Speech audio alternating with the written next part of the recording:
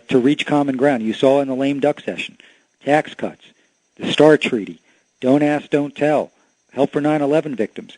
You almost got a sense there was a sigh of relief across America because people like those individual things, but more than anything, they said, wow, it really worked, and Republicans and Democrats came together. So the president is always going to try and do that. Out of necessity, obviously, we need to do that now as it relates to the House. But he really wants to go out there, and he's going to go to Wisconsin tomorrow, and he'll be all across the country in the weeks to come, really outlining this vision for the future. And so I hope it's something you're going to be excited about tonight. I know we wouldn't be here without you, so you have a huge stake in this. But I think you'll find tonight, hopefully, you'll once again be reminded that all the work you've put in is worth it, and you're proud that this man is our president, and that he's going to try and lift our sights here and take us to a better place.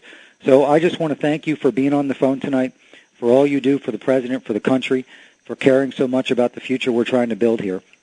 And I look forward to working with you in the weeks and months ahead. And with that, I'll hand it back to your leader, Mitch Stewart. Great. Thank you, David, and appreciate your time. Of course. And I'll wrap up. I know many of you are just arriving at your watch parties with your friends and neighbors in your community to watch this evening, and some of you are just calling in or listening in.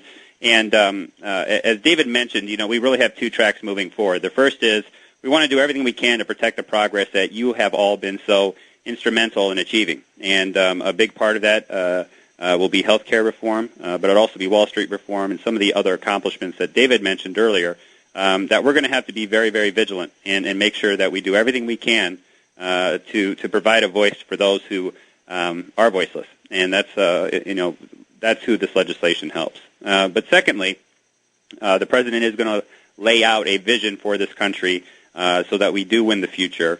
And we're going to have to be, just like we were the previous 2 years, really at the forefront. So there are a number of asks that will be happening at your watch parties. So, preparing to organize press conferences and events around health care reform and other legislative activities. But for folks who are not at a watch party, please just stay tuned. Go to our website. Get involved. Get engaged. The last 2 years were historic. The 2 years previous or prior to those 2 years were historic, and the next 2 years will be historic. I wish I could give all of you a month off, but with this president and the challenges that this country faces, we can't afford that. So thank you all so much for joining us this evening. I hope you have a good time and enjoy the State of the Union later tonight, and make sure that all of you stay engaged, stay involved, stay active over these next 3 or 4 months. So I appreciate your time. Look forward to hearing back from many of you on how your watch parties went, and we will talk with you all very, very soon. Thanks again.